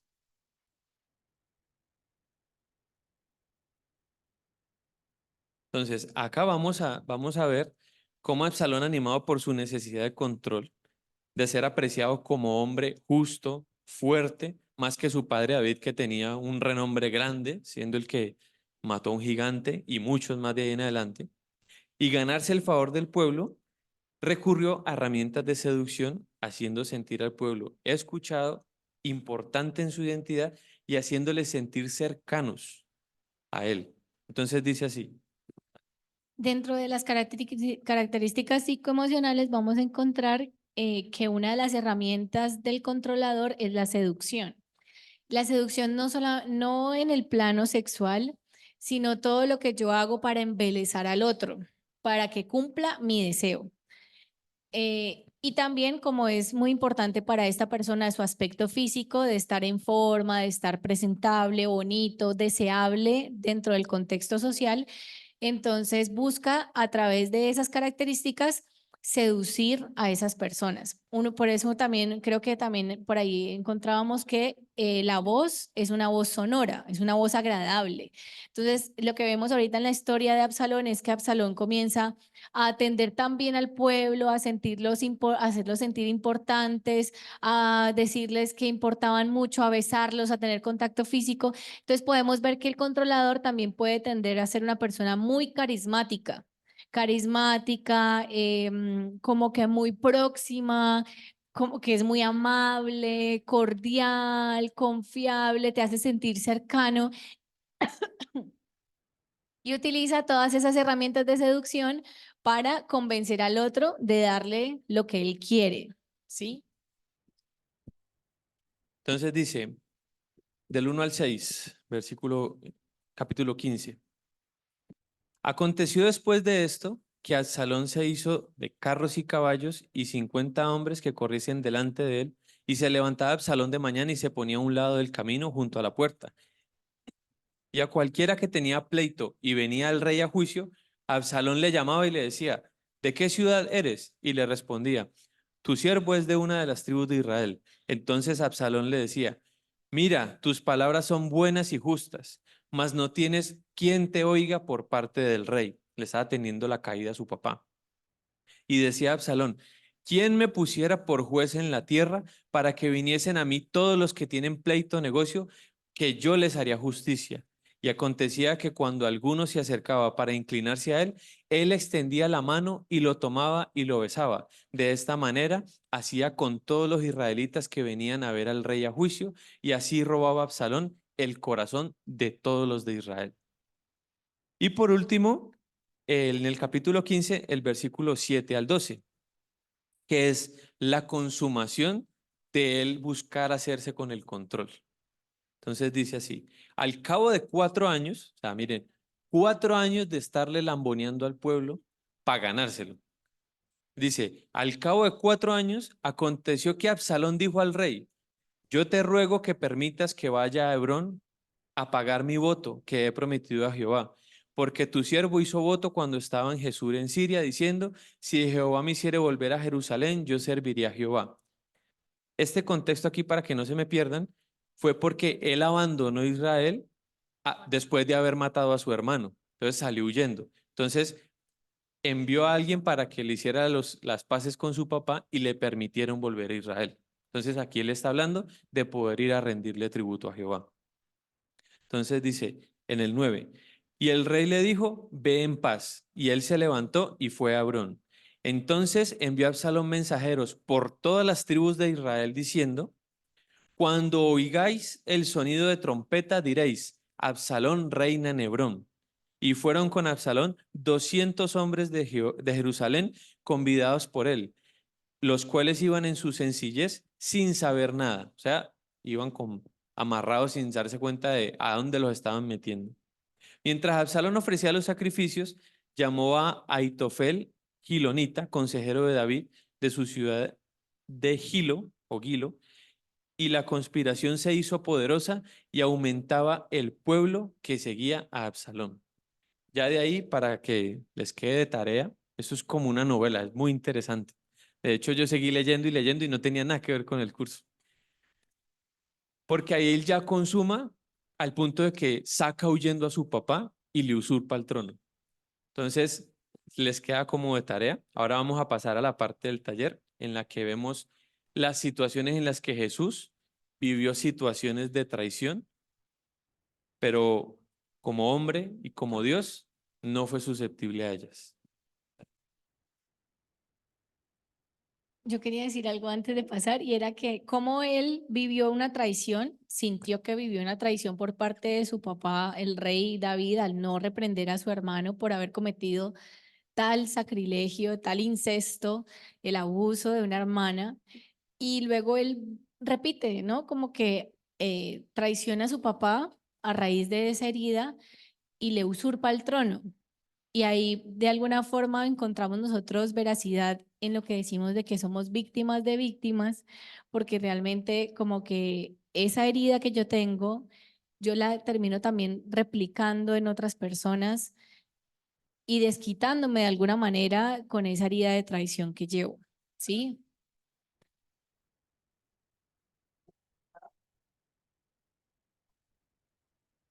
Yo traiciono justificando que me traicionaron, es el comentario del pastor Otico. Sí, repetimos realmente, precisamente no nos damos cuenta.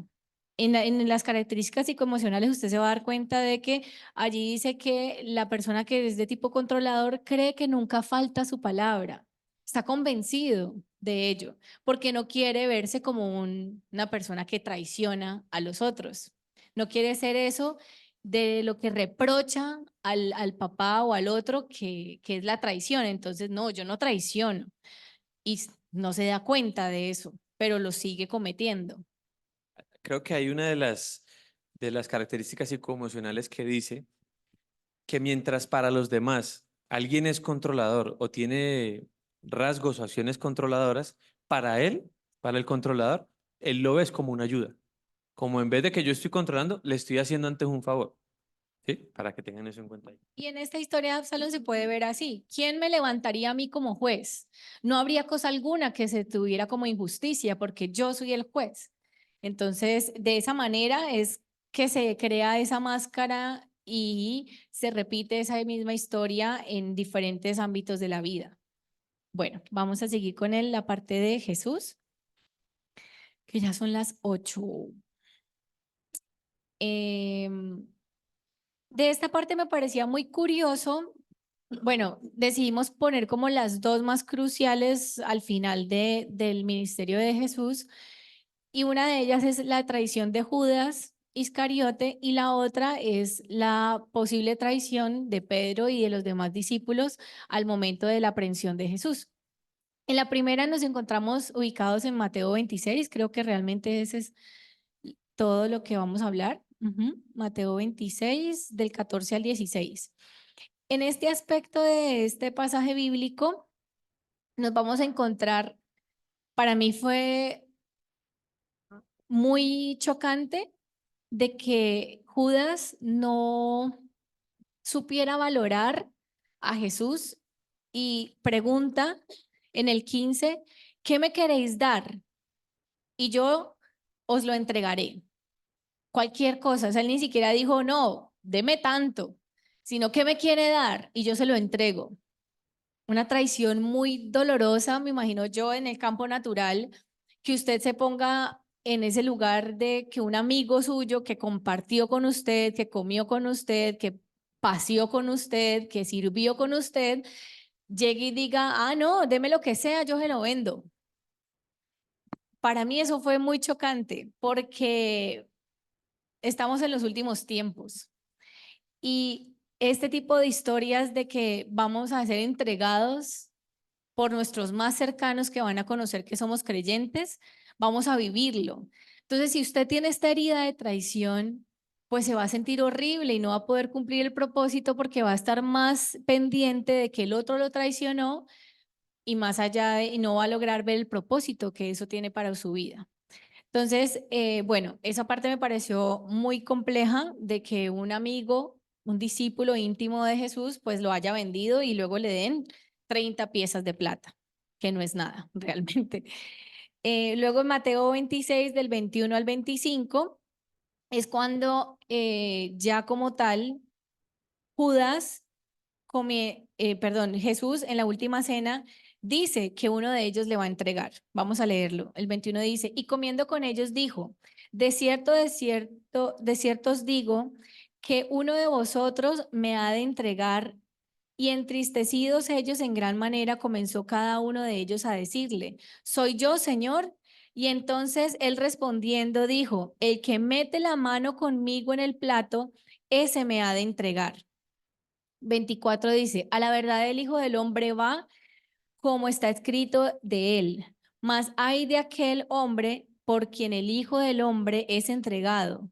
Bueno le fuera al tal hombre no haber nacido. Entonces respondiendo Judas, que él entregaba, dijo, ¿soy yo, maestro?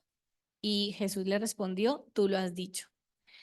Ahí veíamos que Jesús estaba en otro plano celestial, porque no se hirió, ya sabía de antemano que le iban a entregar y que uno de sus íntimos le iba a entregar, y su corazón pues ya no se hirió con respecto a esa entrega, sino que entendió que la palabra profética se tenía que cumplir y que su propósito debía que ser consumado, que era ir a la cruz.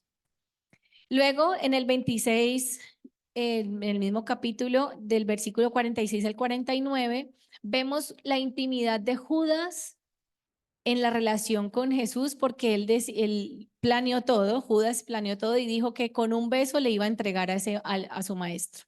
Entonces, no lo vamos a leer, sino que él dice a los fariseos y a las altas esferas, dice, a quien yo besare, ese es el maestro, ese es el que ustedes tienen que prender. La intimidad, vuelvo y digo. Por eso esta herida es de lo más íntimo del núcleo familiar. Y lo queríamos trabajar también en este aspecto porque la persona que tú consideras más cercana a ti puede cometer esa herida en ti de ser traicionado. Y la idea es que nosotros delante del Señor podamos llevar estas situaciones en las que tenemos todavía esta herida y decirle, bueno, Señor, yo quiero hacer tu voluntad y quiero que puedas tú sanar esta herida en mí para yo no causarla en otros y para yo entender el propósito que tú tienes a través de estas situaciones y circunstancias. No olviden ahí como puntico el tema de que el ego quiere mantenerse vivo. O sea, si yo sano la herida, el ego se desaparece de esta área específica. Entonces necesita mantenerme recreando situaciones o momentos que mantengan activa esa herida profunda. Entonces, esto en un plano ya físico, como para que lo entendamos, puede llevarme a mí a que me rodee de personas o elija amistades que yo piense como el destino o la vida, pero que inconscientemente yo estoy eligiendo personas que me van a traicionar, que me van a meter la puñalada por la espalda, y eso mantiene vivo el ciclo de la herida de la traición. Bueno, y ya en el versículo 55 y 56 nos encontramos con la aprehensión como tal de Jesús. Y ahí también se puede ver cómo los mismos seguidores, las mismas personas que de pronto podían haber vivenciado los milagros de multiplicación, de sanidades y demás, le prendieron. Y entonces Jesús le dice, cada día, en el versículo 55, cada día me sentaba con vosotros enseñando en el templo y no me prendisteis, mas todo esto sucede para que se cumplan las escrituras de los profetas. Volvemos a ver que el propósito era mayor y su corazón estaba entregado hacia el Padre. Listo, vamos a cerrar con Pedro, en donde estaba Mateo 26 del 34 al 35. Dice, Jesús le dice, de cierto te digo que esta noche, antes que el gallo cante, me negarás 3 veces. Y diciendo Pedro dijo que aunque me sea menester morir contigo, no te negaré. Y todos los discípulos dijeron lo mismo. Y es muy curioso que 3 doritos después, como diríamos ahora, pues efectivamente Pedro se vio entre la espada y la pared, que le estaban reconociendo como uno de los discípulos de Jesús, que andaba con él, que hablaba como él, que actuaba como él, y él dijo finalmente, no, por tercera vez, no, yo no lo conozco, y maldijo y hizo de todo con tal de que no lo identificaran como uno de los discípulos de Cristo. Pero Jesús, me parece muy bonito que cuando andamos en esa voluntad divina de Dios y podemos tener esa relación con el Espíritu Santo, Él incluso nos va a ir revelando situaciones y nos va a anticipar, no desde la ansiedad de nosotros recreando quién me va a traicionar y quién me va a decir, no, sino que el Espíritu mismo nos va a ir hablando y nos va a decir, esta relación no te conviene, va a terminar, y asimismo Dios nos va a ir limpiando de esas relaciones traicioneras, enjuiciadoras y demás, tóxicas, como dice Eli, que nos repercuten en nuestra sanidad interior. Y bueno, ya finalmente es como esa parte de Pedro, de cuando él negó conocer a Jesús, y esto pudo haber representado para Jesús una posible traición de sus discípulos más amados, y que cuando ya fue a la cruz y fue prendido, pues todos sus discípulos se dispersaron y no quedó de ninguno delante de él. Y bueno, entonces ya vamos a dar por terminado allí el tema de hoy. Padre Santo, gracias por esta noche. Gracias, Señor, porque tú has traído a la luz este conocimiento, Señor, para que podamos examinar nuestro corazón. Te pedimos, Espíritu Santo, que traigas a memoria situaciones de nuestras etapas del desarrollo, de nuestra etapa infantil, de nuestra etapa de adolescencia, de nuestra etapa de juventud y ahora en la adultez, Señor, que seas tú trayendo a la luz recuerdos en los que hayamos sido traicionados, hayamos vivido esta herida y que a raíz de estos momentos nuestro corazón sufrió una marca, Señor. Te pedimos que seas tú trayendo a la memoria para poder llevarlas en la intimidad contigo, para poder reconocerlas delante de ti, Señor, y poder disponer nuestro corazón para ser sanos, para ser limpios y para no reproducir, Padre Santo, esta herida de traición en los demás. Equilibra, Espíritu Santo, los roles de la casa. Equilibra los roles de mamá y de papá dentro del hogar. Sé tú promoviendo la comunicación con los hijos, Señor. Sé tú promoviendo la sana disciplina. Sé tú dando las estrategias propicias para enseñar a los hijos a caminar conforme a tu palabra. Y ayuda a cada uno de nosotros, Señor, a ser ejemplo vivo de tu palabra y así poder parecernos cada día más a ti y ser ejemplo dentro de nuestra familia, Señor.